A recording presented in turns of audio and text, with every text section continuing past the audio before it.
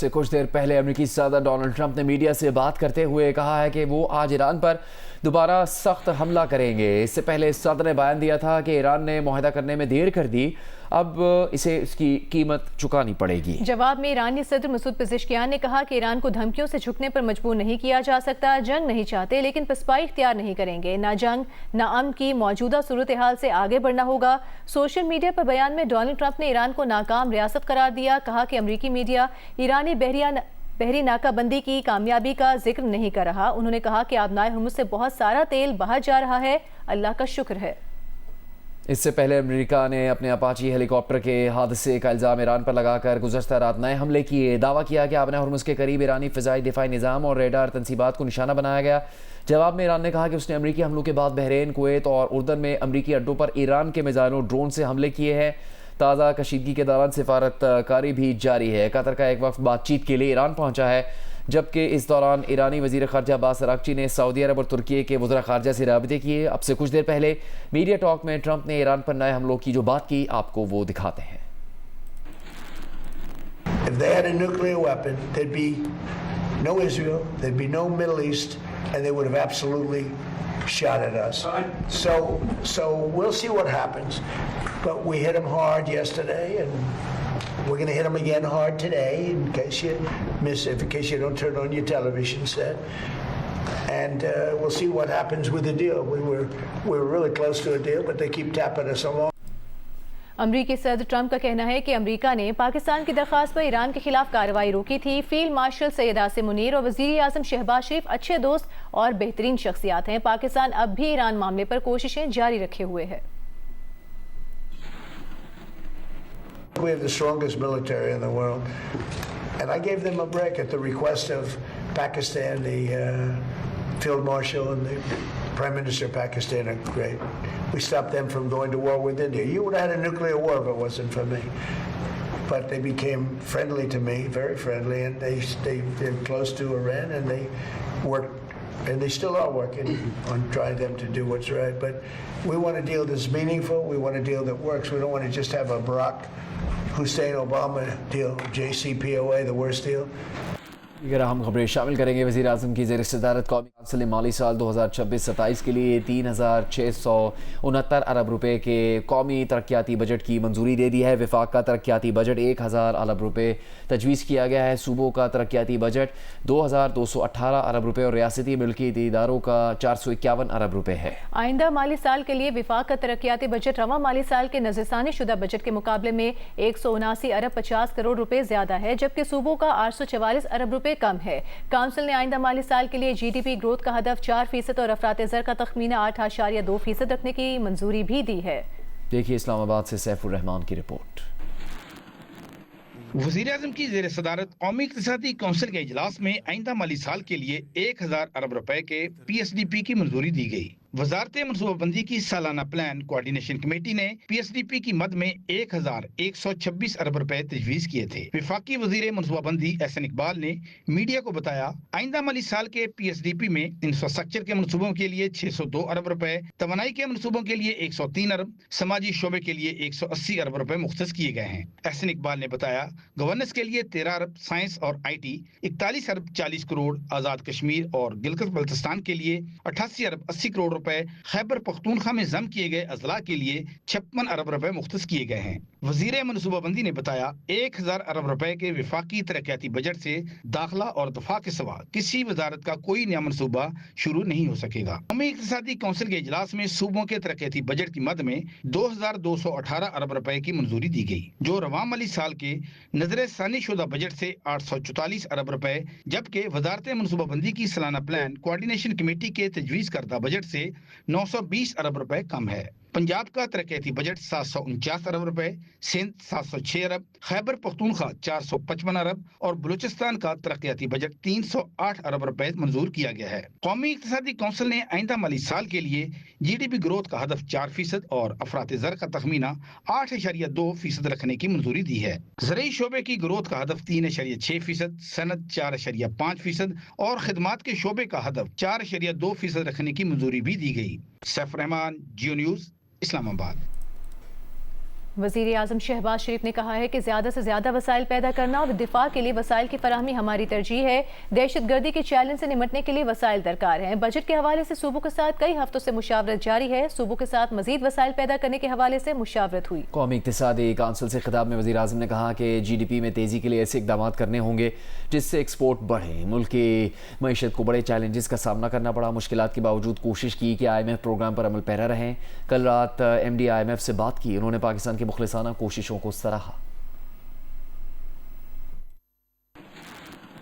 Macro level پر ہماری معیشت stable ہے، لیکن اس کے اندر اب گروتھ کی انجیکشن ایک انتہائی اہم مرحلہ ہے. جو ہماری جو اکانومی ہے، اس کی جو جی ڈی پی ہے، اس میں تیزی سے اضافہ لے کے آنا ہے. تو ہمیں اکانومی میں ایسے انسینٹیوز انجیکٹ کرنے ہوں گے جس سے ایکسپورٹس بڑھیں، جس سے مینوفیکچرنگ وہ ریوائیو ہو اور اکانومی وہ ٹرانسفارم کرے. آئی ایم ایف پروگرام پر ہم عمل پیرا رہیں. کل رات میں نے خود M D I M F سے بڑی تفصیل سے گفتگو کی. She was extremely appreciative of Pakistan's sincere efforts.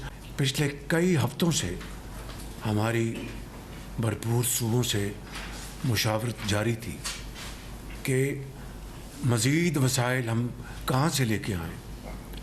کہ آج سب سے بڑا جو آپ کا چیلنج ہے وہ آپ کے اپنے ڈیفنس کو، دفاع کو مضبوط بنانا. جو آپ کے جو ٹیررزم ہے، جس کے اوپر پوری قوم قربانیاں دے رہی ہے، خاص طور پر صوبہ کے پی اور صوبہ بلوچستان کے عوام، مائیں بہنیں، جوان بیٹے، بچے بچیاں، اور اس کے ساتھ لا انفورسنگ ایجنسیز، ہماری آرم فورسز کے جوان اور افسر، وہ دن رات قربانیاں دے رہے ہیں. سپریم کورٹ نے سانحہ بلدیہ فیکٹری کیس میں ملزمان عبد الرحمان عرف بھولا اور زبیر عرف چریا کو شک کا فائدہ دیتے ہوئے بری کر دیا. عدالت نے جاں بحق افراد کے لواحقین کو مقدمے میں فریق بنانے کی درخواستیں مسترد کر دیں. دیکھیے عبدالقیوم صدیقی کی رپورٹ. جسٹس شہزاد ملک کی سربراہی میں جسٹس شکیل احمد اور جسٹس عقیل عباسی پر مشتمل سپریم کورٹ کے 3 رکنی بینچ نے سانحہ بلدیہ فیکٹری کیس میں ملزمان عبید الرحمان عرف بھولا اور زبیر عرف چریا کو شک کا فائدہ دیتے ہوئے بری کر دیا.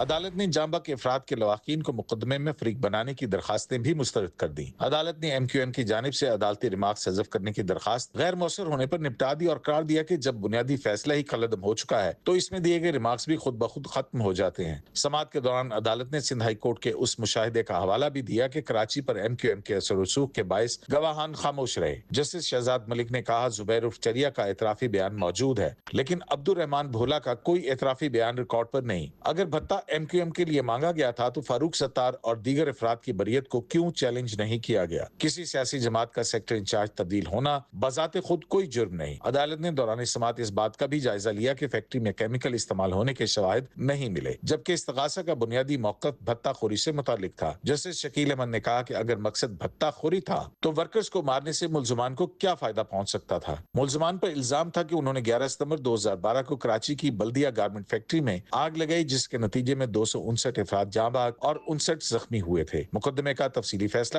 بعد میں جاری کیا جائے گا. نمائندہ خصوصی عبدالقیوم صدیقی، جیو نیوز، اسلام آباد. متحدہ قومی موومنٹ پاکستان نے سانحہ بلدیہ ٹاؤن پر سپریم کورٹ فیصلے کا خیر مقدم کیا ہے. ایک بیان میں ترجمان ایم کیو ایم پاکستان نے کہا کہ یہ تاریخی فیصلہ دیر آید درست آئے ہے. سانحہ ایم کیو ایم کو سیاسی طور پر کچلنے اور بدنام کرنے کے لیے استعمال کیا گیا. ایم کیو ایم کو سرخرو ہونے میں تقریباً 1.5 دہائی کا طویل عرصہ لگا.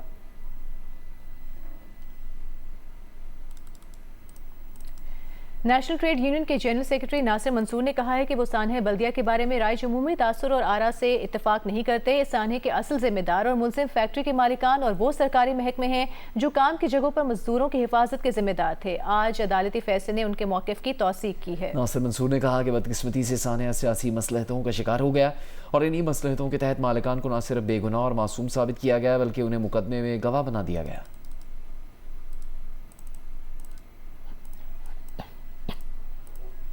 मरी में सयाहों की वैन में हादसे के बाद आग लग गई। मुल्तान के एक ही ख़ानदान से ताल्लुक़ रखने वाले 10 सयाह जाँ बहक और 13 ज़ख्मी हो गए। डिप्टी कमिश्नर मरी के मुताबिक हादसा ओवर स्पीडिंग के बायस पेश आया। गाड़ी में साइड की दीवार से टकराने के बाद आग लगी। दरवाज़ा लॉक होने के बायस वैन में सवार अफराद बाहर न निकल सके। मुल्तान से नुमाइंदा जियो न्यूज़ इमरान चौधरी के मुताबिक ये ख़ानदान मुल्तान से सैर व तफरीह के लिए मरी जा रहा था।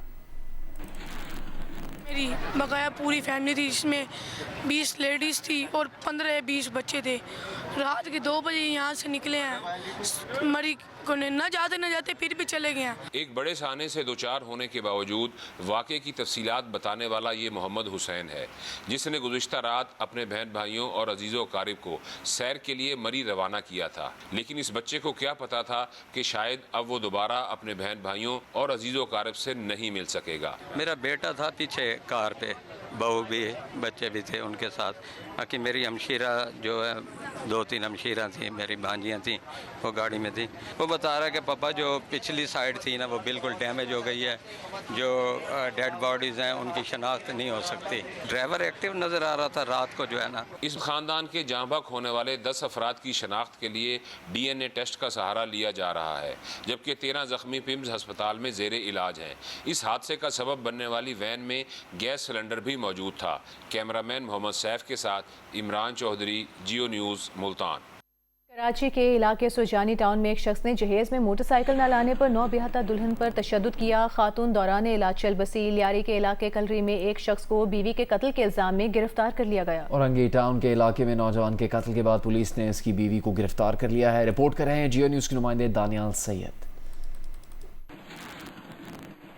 सरजानी टाउन सैफुल मरी गोट की रिहायशी 18 साल की मिसबा ने 19 मार्च को शहरियार भट्ट नामी शख्स से पसंद की शादी की और अब दुनिया में नहीं रही। पुलिस ने कत्ल का मुकदमा उसकी वालदा की मुद्दत में दर्ज किया, जिसमें शौहर को नामजद किया गया है। शहरियार भट्ट पर इल्ज़ाम है कि वो शादी के बाद से ही मिसबा पर तशद्दुद कर रहा था। उसको शिकायत थी कि जहेज में मोटरसाइकिल क्यों नहीं दी गई। 7 जून को शहरियार ने मिसबा पर पेचकस और दीगर औजारों से बदतरीन तशद्दुद किया और घर से निकाल दिया। तशद्दुद के बाइस मिसबा के सर और जिस्म के मुख्तलिफ हिस्सों पर अंदरूनी चोटें आई थीं और 3 दिन बाद उसका इंतकाल हो गया। बच्चों को धमकी दे रहा है कि मैं इनकी माँ को मार के चले जाऊंगी। इनके बच्चों को भी रिकॉर्डिंग है मेरे बेटे के पास, अभी फोन करा है उसने कि मैं तो इसको चिरवाऊंगा, मैं तो पोस्टमार्टम करवाऊंगा। क्यों करवाएगा भाई, किस हक से करवाएगा? हम छोटे सब मौजूद हैं। बीवी के मुबैना कत्ल का दूसरा वाक़या लियारी के इलाके कलरी में पेश आया, जहां गुज़िश्ता रोज हिना नामी खातून की लाश घर में पाई गई। हिना की बहन का इल्ज़ाम है कि उसका बहनोई गुज़िश्ता 6 साल से हिना को बात बात पर तशद्दुद का निशाना बना रहा था और अब उसने गला दबाकर हिना की जान ले ली। पुलिस का कहना है कि मुलजिम को गिरफ्तार कर लिया है और पोस्टमार्टम के बाद हक़ाइक़ का तयन किया जा सकेगा। औरंगी टाउन में पेश आए एक और वाक़े में दुआ नामी खातून पर इल्ज़ाम है कि उसने अपने साबिक शौहर के साथ मिलकर मौजूदा शौहर हमजा को कत्ल किया है। मुलजिमा अपने जुर्म से इनकारी है, ताहम पुलिस ने उसे गिरफ्तार कर लिया है। दानियाल सैयद, जियो न्यूज़, कराची।